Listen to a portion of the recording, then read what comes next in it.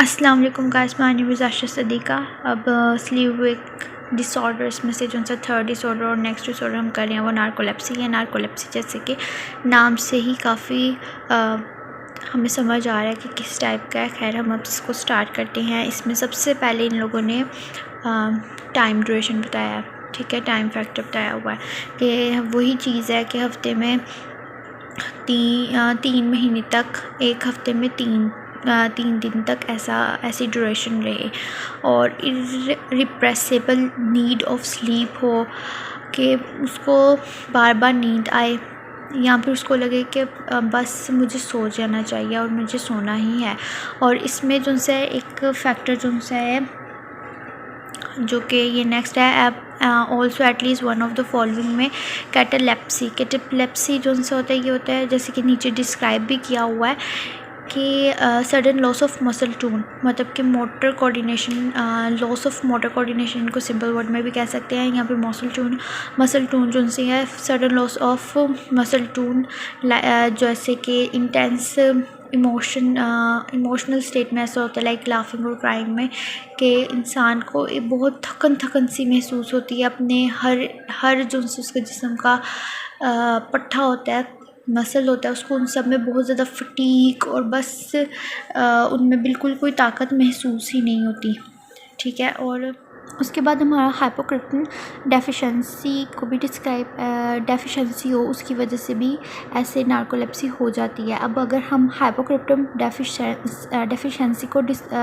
आगे डिस्क्राइब किया हुआ है DSM में, अगर आपने खोला होगा तो आपको भी दिख रहा होगा कि उसमें लिखा होगा कि हाइपोक्रिप्टन डेफिशिएंसी जिनसे होती है इसको हम मेजर करते हैं सेरिब्रोस्पाइनल फ्लूइड से। और सेरिब्रोस्पाइनल फ्लूइड जो सा हाइपोक्रिप्टन 1 इम्यूनो रिएक्टिविटी होती है वैल्यूज़ के, मतलब लेस देन और equal to 1/3 values contain in low CASF levels of hypocretin 1 फिर must not be observed in the context of acute brain injury और inflammation और infection के कोई भी inflammation infection या फिर इंजरी, ब्रेन इंजरी की वजह से ऐसे हो सकता है कि हमारा जो सा हाइपोक्रेटिन 1 का लेवल जो सा वो डिक्रीज़ हो जाए हमारे सेरिब्रोस्पाइनल फ्लूइड में। और सेरिब्रोस्पाइनल फ्लूइड जो सा वो हमारे दिमाग में जो फ्लूइड पाया जाता है उसको कहते हैं सेरिब्रोस्पाइनल फ्लूइड। तो जब उसमें ये उसके फ्लूइड में इसका लेवल कम हो जाता है तो उसकी भी नतीजे में फिर ये मोटर कोऑर्डिनेशन का थोड़ा बहुत आ जाता है, जिसकी वजह से हमारे मसल्स जो होते हैं वो हमें थके से अच्छी से फील होते हैं। तो उसमें थर्ड कौन सा वो है नॉन कोटनल स्लीप, फिर है somnography showing rapid eye movement, sleep tendencies less than equal to 15 minutes, फिर multiple sleep latency test showing a mean sleep latency is less than or equal to 8 minutes और 2 or more sleep onset RMA period। यहाँ पे आगे बताया हुआ कि recurrent intuition of rapid eye movement के बार मतलब 15 मिनट की नींद आनी, 15 मिनट के बाद फिर जाग आ जानी, फिर थोड़ी देर के नींद आने के वो जो उसकी स्लीप लेटेंसी होती है ना वो रिड्यूस हो जाती है और मल्टीपल हो जाती है, 8 मिनट्स तक आ जाती है इस तरह। तो इसकी वजह से भी विद एदर हिप्नोपोमिक और हाइप्नाकॉकिक हेलुसिनेशन, फिर स्लीप पैरालिसिस भी इसको कहते हैं एट द बिगिनिंग और end of the sleep period के इसको स्लीप पैरालिसिस भी कहते हैं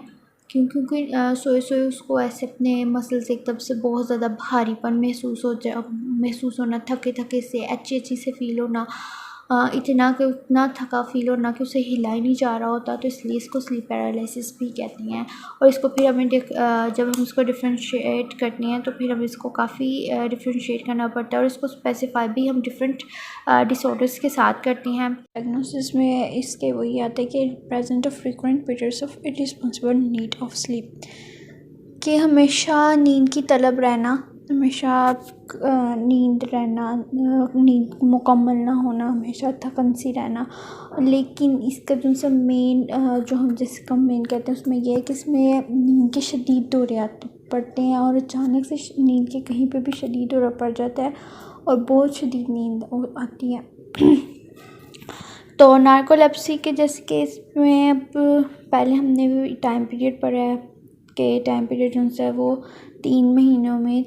1 हफ्ते के 3 दिन लेता है। ठीक है, ये हो गया हमारा टाइम ड्यूरेशन। उसके बाद अब हम देखते हैं सिम्टम्स। तो सिम्टम्स में जब हम बात करते हैं तो सिम्टम्स में हम सबसे पहले बात करते हैं कि सडन ये कैटाप्लेक्सी का। कैटाप्लेक्सी में कैटाप्लेक्सी हो गया या फिर ये हाइपोक्रेटन हो गया या फिर recurrent intervention of rapid eye movements हो गई। तो जब हम बात करते हैं कैटाप्लेक्सी के, तो कैटाप्लेक्सी में ये चीज़ आ जाती है कि लॉस ऑफ मसल टोन, जैसे कि किसी भी इंटेंस इमोशन की वजह से मसल टोन का प्रॉब्लम अराइज होता है, उसमें रिडक्शन आती है। इसी तरह फिर कैटाप्लेक्सी में मतलब कि ये नार्कोलेप्सी में भी ऐसे ही होता है कि उसके मसल्स टोन मतलब कि उसको अपने अचानक से अपने मसल्स में खिंचाव थकन सी महसूस होने लग जाती है। In other words reduction in motor coordination. और उसके बाद हैपोक्रेटिन जो है ये हमारे सेरिब्रो स्पाइनल फ्लूइड में एक हार्मोन है, शायद हार्मोन और फ्लूइड है, ये हमारे वो सेरिब्रो स्पाइनल फ्लूइड में पाया जाता है हैपोक्रेटिन। और हैपोक्रेटिन की लॉस की वजह से मतलब किसी भी इंजरी या किसी भी दूसरी वजह से जब इसकी रिडक्शन हो जाती है सेरिब्रो स्पाइनल फ्लूइड में, तो उसके नतीजे में फिर ये मतलब कि प्रॉब्लम अराइज होती है कि इंसान को बहुत ज़्यादा नींद और गैर ज़रूरी नींद आने लग जाती है और उसको बहुत शदीद नींद के दौरे पड़ने लग जाते हैं कभी भी कहीं पे भी, और बहुत शदीद किस्म के। और उसके अलावा फिर आ जाता है हमारे पास रैपिड आई मूवमेंट्स। अब इसको अगर हम लोग करते हैं दूसरा मतलब कि हाइपर सोमनोलेंस से अगर हम इसको डिफ्रेंशिएट करते हैं, तो हाइपर सोमनोलेंस जो है वो सबसे पहले तो वो साइकोलॉजिकल मसला होगा, उसमें कोई फिजियोलॉजिकल सिम्टम नहीं आएगा। और दूसरा जो सा हाइपर सिम्नोलेंस जो है उसको जब हम देखेंगे तो फिर हम ये चीज़ भी देखेंगे कि हाइपर सिम्नोलेंस में ना वो बंदा जो है वो थोड़े अरसे के लिए सो रहा है, लाइक 10 मिनट्स 8 मिनट्स। ठीक है, जैसे कि हम लोगों ने मैंने आपको जिसके पहले भी बताया था कि अगर वो 10 मिनट्स और 8 मिनट्स उसकी एक्टिव स्टेट, माइल्ड स्टेट और मॉडरेट स्टेट जैसे कि मैंने आपको पीछे बताया है, वो सारा कुछ भी हमें देखना होता है। तो नार्कोलेप्सी और हाइपरसोमनोलेंस को हम इस तरह डिफरेंशिएट करेंगे, क्योंकि नार्कोलेप्सी को हम स्पेसिफाई करते हैं दूसरे डिसऑर्डर्स के साथ, मतलब दूसरे प्रॉब्लम्स के साथ। तो नार्कोलेप्सी को जब हम उसके प्रॉब्लम के साथ स्पेसिफाई करेंगे तो फिर भी हमारे लिए काफ़ी आसान हो जाएगा उसको हाइपर सोमनोलेंस से करने में डिफरेंशिएट। तो सेकंड हम अब देखते हैं हिपोक्रेटिन हो गया कि उसकी डेफिशिएंसी की वजह न्यूरोट्रांसमीटर है और इसकी डेफिशिएंसी की वजह से भी नार्कोलेप्सी डिसऑर्डर अराइज हो सकता है। उसके बाद recurrent intrusion of rapid eye movement into transition of sleep and waking, इसकी वजह से। और उसके अलावा विद अदर हिप्नोपम्पिक और हाइनोकॉकिक्स हेलुसिनेशन फिर और sleep paralysis at the beginning और end of the sleep episodes. तो सबसे पहले तो मैं आपको हिप्नोपम्पिक का बताती हूँ। हिप्नोपम्पिक जो है वो स्लीप टू वेकफुलनेस है, और हाइनोकॉगिंग जो हेलुशंस जो हैं वो वेकफुलनेस टू स्लीप हेलुसिनेशंस होती हैं। तो जब हम बात करते हैं रैपिड आई मूवमेंट की, तो इसका ये मतलब है कि जब इंसान के कोई भी टेक्टाइल, सेंसरी या फिर साइट, ऑडिटरी किसी भी टाइप का कोई भी हेलुसिनेशन जो है वो अराइज होता है, उनको फील होते हैं लाइक कि वो सोते सोते नींद में कुछ उनने नाइट में या कुछ देखा है तो उसको मिस्टेकनली रियलिटी समझ सकते हैं, और इस तरह के उनको हेलुसिनेशंस भी होते हैं। और स्लीप पैरालिसिस भी उनको फील होता है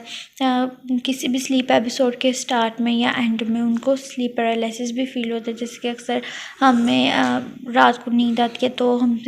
हमसे अपना हाथ भी हिलाना कितना मुश्किल होता है, तो उस टाइप का ही कि उनको या तो स्टार्टिंग में एकदम से जब नींद का दौरा उनको आएगा तब में भी ऐसे हो सकता है कि उनके जिसके हमने पीछे ऊपर भी पढ़ा कैटाप्लेप्सी, उसकी वजह से उनको फ़ील हो के अच्छा उनके जिस्म में बिल्कुल कोई जान नहीं रही, उनके मसल्स जो से हो गए हैं वो स्टिफ़ हो गए हैं, और मे बी इस वजह से वो अगर स्टार्ट में भी हो सकता है और लास्ट में भी उनके मसल्स स्टिफ़ होने की वजह से उनको जाग आ जाए। तो ये नार्कोलेप्सी में ये दोनों सिचुएशंस हो सकती हैं। उसके बाद हम अगर डायग्नोसिस देखें तो डायग्नोसिस में इसका चाइल्डहुड टू यंग अडल्टहुड और स्पेशल एज उनसी इसकी 5 to 25 और 25 के बाद फिर 30 to 35 इसकी एजेस आ रही हैं, मतलब कि चाइल्डहुड टू यंग अडल्टहुड तक इसका है। और अगर हम इसके आगे देखें तो अब्रप्ट और प्रोग्रेसिव 1 year है ऑनसेट, और उसके अलावा चाइल्ड ऑनसेट जो है वो मोस्ट सीवियर है। अर्ली सिम्टम्स जो से हैं इसके स्लीपीनेस है, विविड ड्रीम्स हैं, और excessive movement during rapid eye movement sleep. उसके बाद कोअक्रिंग, ये sleep apnoea, rapid eye movement sleep behavioural disorder के साथ भी एग्जिस्ट करता है। और नार्कोलेप्सी को हम ट्रीटमेंट के लिए इसकी मेडिकेशन लेते हैं, स्लीपीनेस के लिए सेंट्रल नर्वस सिस्टम के स्टिमुलेंट्स लेते हैं, और मेडिकेशन फॉर स्लीपीनेस जो होती है वो ट्राइसाइक्लिक एंटी डिप्रेसेंट लेते हैं, और उसके अलावा सोडियम ऑक्सीबेट भी लेते हैं, और स्ट्रेस को भी रिड्यूस करने के लिए लाइफस्टाइल भी कुछ चेंज करते हैं, और कैफ़ीन को रिस्ट्रिक्ट कर लेते हैं, और एक्सरसाइजेस भी काफ़ी करते हैं ताकि। और कैटाप्लेप्सी क्योंकि ये कैटाप्लेप्सी है इसलिए एक्सरसाइज जो सी है वो मस्ट है। एक्सरसाइज से इस डिसऑर्डर में काफ़ी ज़्यादा हेल्प मिलती है। उसके अलावा अगर हम इसको स्पेसिफाई करना हो तो जिसके मैं आपको अक्सर मैं कहती हूँ कि DSM से ज़रूर कंसल्ट क्या करें। तो अगर हम DSM से